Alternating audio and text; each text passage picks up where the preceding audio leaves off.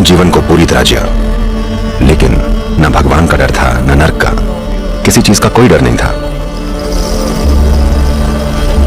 हिंदू कोई धर्म नहीं है, ये एक भगवान रहित धरती है। कोई नैतिकता नहीं है, कोई धर्मादेश नहीं है।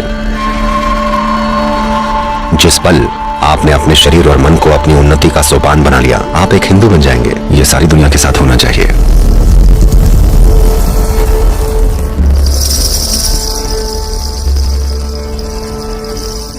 हिंदू कोई वाद नहीं है, हिंदू एक भूमि है। और धीरे धीरे समय के साथ हिंदू एक संस्कृति बन गई। हिंदू न कभी वाद था, न ही आज ये कोई वाद है। खैर, ये बात और है कि राजनीतिक परिस्थितियों और लोगों के बीच सत्ता की खींचातानी से लोग इसे अपने हिसाब से जैसे मर्जी तोड़ेंगे मरोड़ेंगे। लेकिन हिंदू की पहचान भूमि से है। वो भूमि जो हिमालय और हिंदू सागर के बीच है, यानी कि हिंद महासागर के, इस पर्वत श्रृंखला और महासागर के बीच की ये भूमि हिंदू है। तो वो लोग जो यहां रहते थे वो अपने आप से हिंदू हो गए, और इसीलिए इसे हिंदुस्तान कहा जाने लगा। हिंदुओं की भूमि। भूमि हिंदू थी तो लोग हिंदू हो गए, क्योंकि लोग हिंदू हो गए इसलिए the nation or all the nations which were there at that time in this region became collectively Hindustan. राष्ट्र, वो सभी राष्ट्र जो उस समय इस क्षेत्र में थे, सामूहिक रूप से हिंदुस्तान बन गए। जैसे जब हम यूरोपियन कहते हैं तो ये फ्रेंच हो सकता है, ये इटालियन हो सकता है, ये स्पेनिश हो सकता है, या ये शायद अब यूक्रेन हो सकता है। हमें नहीं पता और कौन यूरोपियन बन जाएगा। टर्की यूरोपियन बन रहा है। तो उसी तरह इतिहास में अलग अलग समय पर अलग अलग तरह के लोग, अलग अलग तरह के राज्य और साम्राज्य, सारे के सारे सभी हिंदुस्तान कहलाए जाने लगे। कोई संस्कृति किसी एक मान्यता या किसी एक शिक्षा का परिणाम नहीं होती, नहीं, ये किसी एक किताब से निकल कर आती है। कई तरह की चीजें हुई। अगर भूगोल की दृष्टि से देखें, या जातीयता की, या भाषाओं की, या फिर संस्कृति की दृष्टि से, अनेक प्रकार की चीजें इस भूमि के हर छोर पर हुई हैं। इतने प्रकार की कि ये ज्यादातर लोगों की कल्पना से परे हैं। 19,000 से ज्यादा भाषाएं विकसित हुई। 19,000 भाषाएं अकेले हिंदुस्तान में।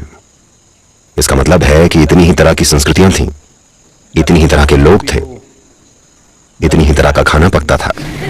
हाँ, विभिन्न चीजें थीं। एक कैलाइडोस्कोप था। चाहे आप इसे जैसे देखें, इसमें विविधता है। पर यह है किस बारे में? अगर इंसान की बुद्धि को इनसे मुक्त कर दिया जाए, यानी डर से, अपराध बोध से और कहीं और मिलने वाले किसी फालतू इनाम से, चाहे आप इसे हेवन कहें, पैराडाइज कहें, स्वर्ग कहें, या आप इसे कुछ भी कहें कि वहां ऊपर कुछ इनाम मिलेगा, या सजा के डर को, या अपराध के बोध को, अगर आप इन तीन चीजों को इंसान के मन से निकाल दें तो स्वाभाविक है इंसान की बुद्धि खोजनी चाहेगी। ये जो हेवन की धारणा है, या पैराडाइज की धारणा है, या स्वर्ग की धारणा है, ये इसलिए लुभावनी है सिर्फ इसलिए क्योंकि वो लालच से भरी पड़ी है। यहां जो मौजूद है वो काफी नहीं है, वहां कुछ और है जो ज्यादा है। उन्हीं चीजों का बढ़ा चढ़ा बेवकूफाना रूप है जो आपको पता है कि यहां है। अगर इन तीन चीजों को इंसान की बुद्धि से निकाल दिया जाए तो इंसानी बुद्धि स्वाभाविक रूप से परम प्रकृति की खोज करेगी कि हम कौन हैं। तो इस खोज में इस संस्कृति को मिला है खगोल शास्त्र। आज सबके पास इंटेलेक्चुअल प्रॉपर्टी के अधिकार हैं। भारत ही एकलौता ऐसा देश है जिसके पास इंटेलेक्चुअल प्रॉपर्टी के अधिकार नहीं है। हर वो चीज जो भारतीय है या इस हिंदुस्तान की है, उसे चुराकर सारी दुनिया में उपयोग किया गया है, और हर कोई उसे अपना बता रहा है। क्योंकि उनके पास बारूद था, जो कि बहुत सारी ताकत होती है ना। तो We encountered astronomy, we encountered mathematics. इस खोज में हमें खगोल शास्त्र मिला, हमें गणित मिली। इस भूमि और इस संस्कृति के बिना इस दुनिया में गणित का अस्तित्व न होता। नहीं, आप सब ताली इसलिए बजा रहे हैं, अरे वाह, स्कूल में कोई मैथ ना होती। नहीं, मैं वो नहीं कह रहा हूं। अगर गणित न होती तो विज्ञान न होता। आज इतने सारे काम जो हम दुनिया में कर रहे हैं, तकनीक के संदर्भ में इतनी सारी चीजों का जो हम दुनिया में आनंद ले रहे हैं, वो सब न होता अगर एक विकसित गणित न होती, जो कि हमें हमारे प्रयास और खोज के रास्ते में मिली। क्योंकि हमारे मन में कोई निष्कर्ष नहीं थे, हमें कोई डर नहीं था, नहीं हमें कोई लालच या अपराध बोध भरा हुआ था। हमने जीवन को पूर्णता में जिया, लेकिन भगवान का कोई डर नहीं था, नरक का कोई डर नहीं था, ना ही किसी और चीज का डर था। क्योंकि हमने देखा कि सबसे महत्वपूर्ण चीज है खोजना, जानना। तो खगोल विज्ञान, गणित, संगीत, वैसे तो कई तरह के संगीत हैं, पर अगर आप ध्यान दें तो आप देखेंगे कि जो शास्त्रीय संगीत इस धरती से उभर कर आया है, उसके आधार की जटिलता की तुलना में उसके जैसा दूसरा और कुछ नहीं है। ये मेरी राय नहीं है, दुनिया के महानतम म्यूजिशियन ऐसा कहेंगे। जब आधार इतना जटिल हो, तब इस पर आप कुछ भी बना सकते हैं, इसकी कोई सीमा नहीं है। अगर आपके पास आधार उतना उन्नत नहीं है, तो आप जो भी बनाएंगे वो न्यूनतम होगा। आप न्यूनतम का ही निर्माण कर सकते हैं। So there is a very complex understanding of mathematics. तो गणित की एक बहुत ही उन्नत समझ है, उसके कई पहलुओं की समझ है, खासतौर से ज्योमेट्री की और खगोल विज्ञान की। ये वो संस्कृति है जिसने 6 से 7 हजार साल पहले ही ये स्पष्ट रूप से बता दिया था कि पृथ्वी गोल है और यह ग्रह सूर्य की परिक्रमा कर रहा है। हमने माना नहीं कि पृथ्वी ब्रह्मांड का केंद्र है। ये समझ हमें इसलिए नहीं आई कि यह देश वैज्ञानिकों से भरा हुआ था, ये समझ हमें इसलिए आई क्योंकि हम खोजी थे। अगर आप वाकई सच में विज्ञान में रुचि लेते हैं तो आप जरूर एक खोजी होंगे। आप किसी चीज को मानने वाले बनकर वैज्ञानिक नहीं हो सकते, ये संभव ही नहीं है। क्योंकि मानना मतलब आपने उन चीजों के बारे में निष्कर्ष बना रखे हैं जिनका आपको कोई अंदाजा नहीं है। हमें मैथमेटिक्स मिला, संगीत मिला, खगोल विज्ञान मिला, रहस्यवाद मिला, कई जादुई और रहस्यमयी चीजें मिली, पर हम फिर भी खोजते रहे। क्योंकि हमारा खोजना इसके या उसके बारे में नहीं था जो हम समझते थे कि हमारे लिए उपयोगी है, बल्कि हम उस सत्य को खोजना चाहते थे जो हमारे अस्तित्व का आधार है, इसकी प्रकृति को, कि ये क्या है। इस खोज में हम खोजते ही खोजते चले गए। जैसे जैसे हमारा प्रयास और खोज और ये बोध गहरा हुआ, और जैसे ही ये बहुत गहन हुआ, तो हमें मिली शून्यता। जब हमें शून्यता मिली तो हमने कहा शिव। तब हमने पाया कि हर चीज का आधार यही शून्यता है। इस ब्रह्मांड का सबसे बड़ा चमत्कार यह है कि हर चीज शून्यता से आती है और वापस शून्यता में चली जाती है। बाकी सब कुछ, जिसे आप मैं आप कहते हैं, जिसे आप ये पृथ्वी कहते हैं, जिसे आप ये सौर मंडल कहते हैं, जिसे आप ये ब्रह्मांड या ये जगत या ये तारामंडल कहते हैं, ये सब बस अभिव्यक्तियां हैं। लेकिन हमें इन अभिव्यक्तियों में दिलचस्पी नहीं थी। हम इन रूपों का आनंद लेते हैं, इनका सम्मान करते हैं, पर हमारी दिलचस्पी ये जानने में है कि इन सब के स्रोत की प्रकृति क्या है। और हमने ये जाना कि स्रोत कोई चीज नहीं है, बल्कि ये शून्यता है, और ये किसी एक जगह पर नहीं है बल्कि हर जगह है। तो हमने कहा शिव, जिसका मतलब है वो जो नहीं है। पर लोग इसे समझ नहीं पाए, वो एक रूप को ढूंढ रहे थे। तब उन लोगों ने जो बहुत गहन खोज में शामिल थे और जिन्होंने इन रूपों और उनकी प्रकृति को जान लिया था, क्योंकि उन्होंने उसे जान लिया था जो नहीं है, तो हमने उन्हें भी शिव कहा। तो आज जिन शिव की आप चर्चा करते हैं, जिन्हें इस धरती पर पूजा जाता है, उन्हें पूजा की जरूरत नहीं है, क्योंकि वो बिना किसी रुचि के बैठे हैं। वो ऐसे नहीं हैं जो आपके किए गए गुणगानों से या इसकी या उसकी भेंटों से प्रभावित हो जाएं। वो बस ऐसे ही बिना रुचि के बैठे हैं। यही कारण है कि उनका और ज्यादा उचित वर्णन होगा आदि योगी। शिव यानी वो जो नहीं है, क्योंकि वो जो नहीं है उसे देखा, सुना, सूंघा और छुआ नहीं जा सकता। तो वो जिसने इस तत्व को जान लिया, हम उसे भी शिव कहते हैं, क्योंकि जिसने इस तत्व को जान लिया वो वहां तक पहुंचने का एक द्वार बन जाता है। देखिए, जब आप कहते हैं मेरा घर, जब आप सोचते हैं कि अरे मैं अपने घर जा रहा हूं, तो आप उन सारे कमरों या बाथरूम या टॉयलेट या पीछे वाले दरवाजे या किचन के बारे में नहीं सोचते। नहीं, वो आगे वाला द्वार होता है जो आपके लिए घर है। जब आप द्वार पर होते हैं ये मेरा घर है, आप उस आगे वाले द्वार की ओर इशारा करके कहते हैं ये मेरा घर है। तो द्वार बहुत महत्वपूर्ण है। तो वो जो द्वार बन गया है, उस तक पहुंचने के लिए जो नहीं है, हम उसे भी शिव कहते हैं। तो इस खोज का क्या तुक है? तुक ये है कि अगर आप स्रोत की प्रकृति को जानते हैं और अगर आपके पास समय और झुकाव है तो आप हर चीज की प्रकृति को जान लेते हैं। अगर आप किसी चीज को जानते हैं तो आप केवल उसी चीज को जानेंगे, पर अगर आप कुछ नहीं को जान लेते हैं तब सब कुछ जानना संभव है। तो यही खोज इस संस्कृति का आधार है। यह खोज करने की भूमि है, न कि बस मान लेने की। यह भगवान रहित धरती है। यहां कहीं कोई एक भगवान नहीं है। जैसा कि मैंने आपको पहले भी कई बार बताया है, हमें भगवान बनाने की तकनीक आती है। खैर, इस तरह के शब्द मौजूद हैं। जब हम किसी को भगवान कहते हैं तो आपको समझना होगा कि भगवान शब्द मूल रूप से भज से आया है, जिसका मतलब है वो जिसे आप प्रेरित हों, जिसका आप आदर करते हैं, वो जो महान है। तो अगर कोई इंसान या कोई पेड़ या कोई पहाड़ हमें महान लगता है तो हम उसे भगवान कहते हैं, क्योंकि वो मेरे द्वारा आदर देने योग्य है। कोई भी चीज जो आपको गहराई से प्रभावित करती है आपका भगवान बन जाती है। जब हम भगवान कहते हैं तो हम ऐसे किसी की बात नहीं कर रहे हैं जो वहां ऊपर स्वर्ग में बैठा है और जिसे यहां हर चीज को मैनेज करना आता है। नहीं, अगर आप इस धरती के इस इतिहास को पलटकर देखें तो आप निश्चित रूप से ये जानते हैं कि भगवान को चीजें मैनेज करनी नहीं आती।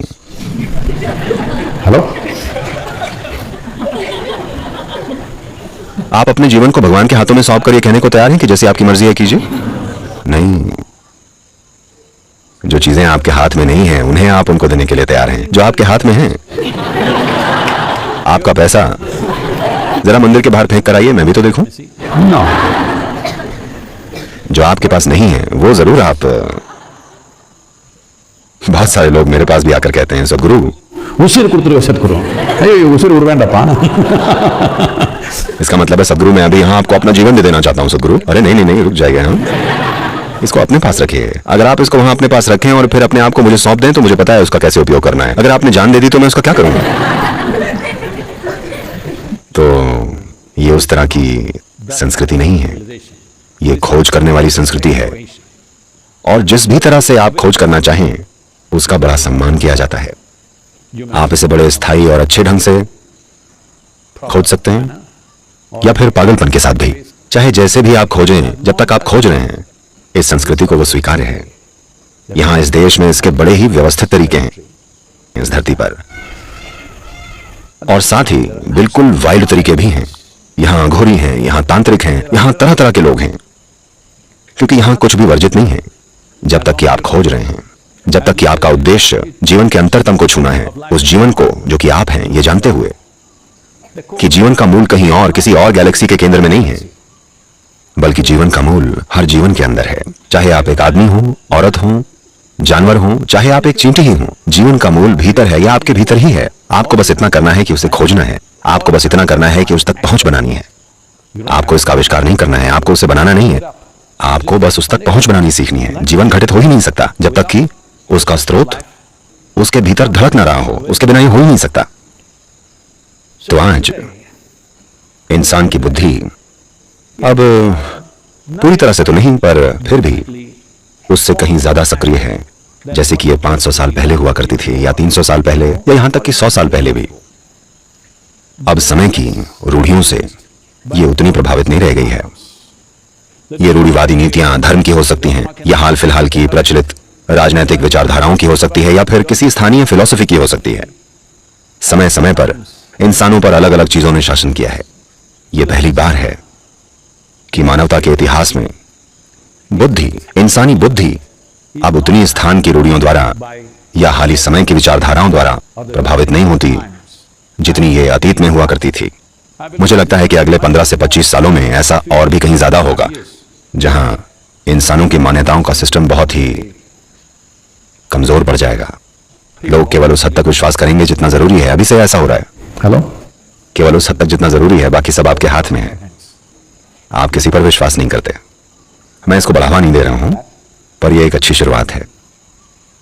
क्या आप ये समझते हैं, कहीं ना कहीं आप ये समझते हैं कि जब तक मैं इस जीवन को अच्छे से नहीं संभालूंगा ये काम नहीं करेगा। इसका मतलब है कि आप समझते हैं कि मेरा जीवन मेरा कर्म है। आप हिंदू बन रहे हैं।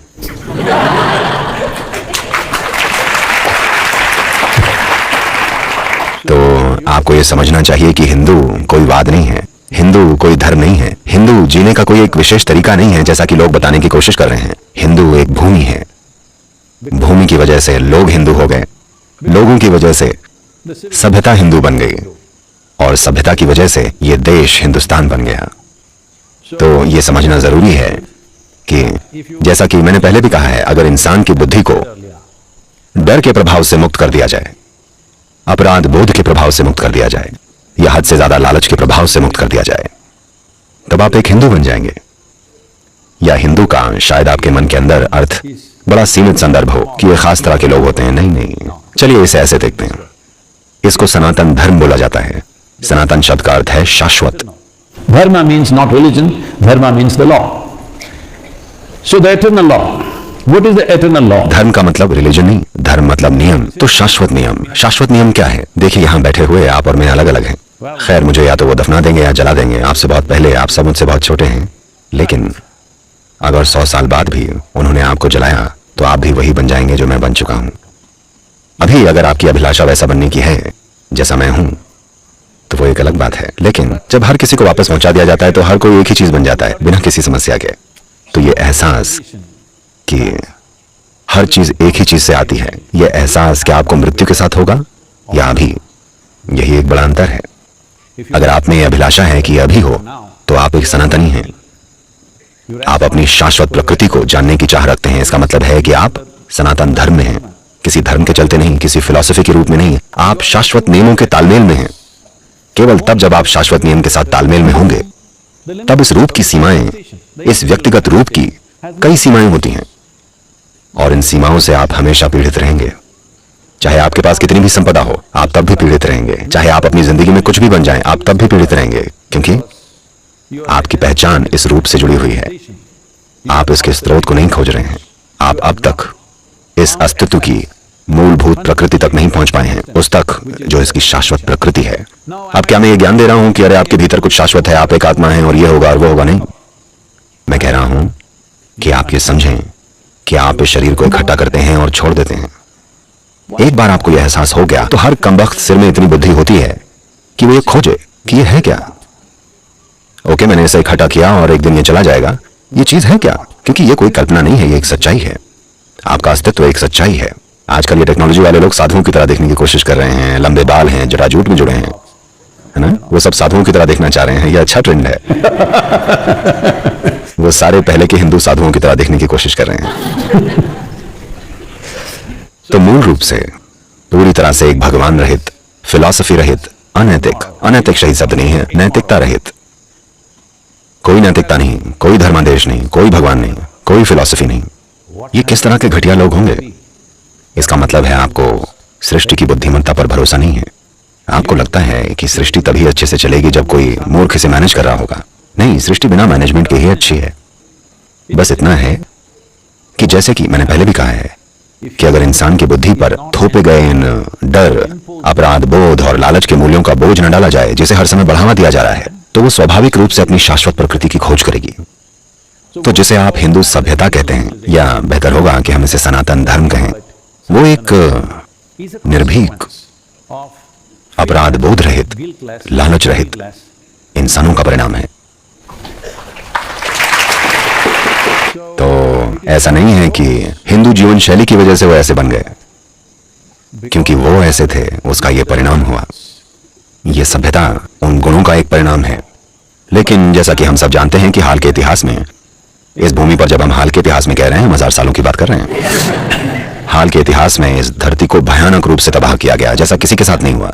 शायद आप में से ज्यादातर लोग ये ना जानते हो, क्योंकि जिन्होंने हमारे इतिहास की किताबें और स्कूल की किताबें लिखी, वो आपके सामने अच्छे बने रहना चाहते थे, इसलिए उन्होंने इतिहास के सारे भद्दे हिस्सों को हटा दिया, ताकि शायद हम फिर से उन्हीं परिस्थितियों में जा गिरें।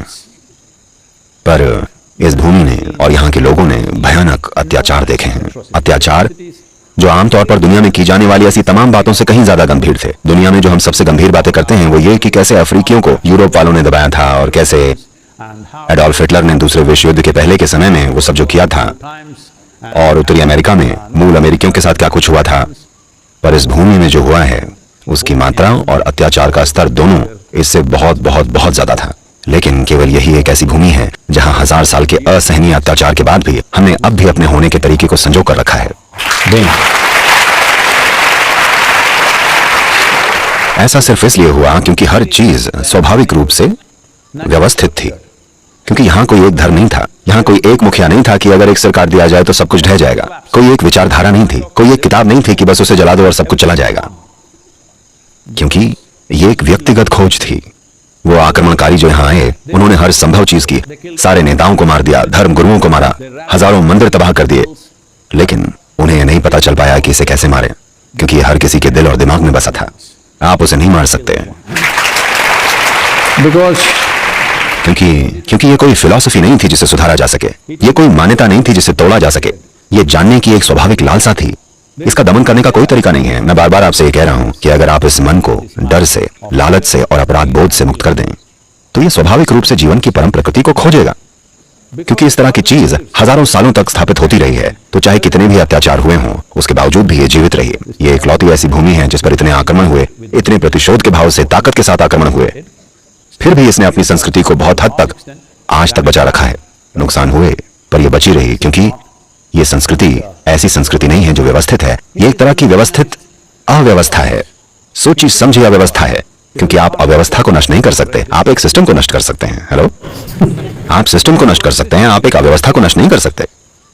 तो चाहे उन्होंने जो भी किया, ये जीवित रही। कई सारे लोग दुनिया भर में आज किताबें लिख रहे हैं, कई अमेरिकी और यूरोपीय लेखक हैं, वो अचंभित हैं कैसे ये संस्कृति बची रह गई। आखिर ये बची कैसे रह गई? इसका आधार क्या है? इसकी नींव कहां पर है? कोई नींव नहीं है, इसीलिए ये बची रही।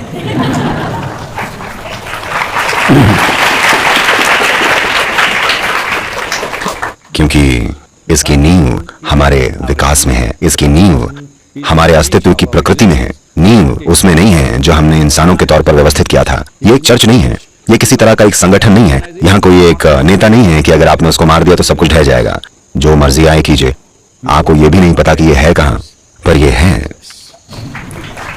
तो अगर हम ये एक चीज करें, अगर हम बस ये एक चीज इस जनरेशन में करें कि ये दुनिया, वैसे तो ये उस तरफ बढ़ रही है, पर मैं इसे अपने समय में होते हुए देखना चाहता हूं। अगर हम समाज को इस दिशा में, इस दुनिया की जनसंख्या को इस दिशा में बढ़ाएं कि वो डर से मुक्त हों, वो अपराध बोध से मुक्त हों, वो लालच से मुक्त हों, तो आप देखेंगे कि सनातन धर्म सारी दुनिया में अंकुरित होगा।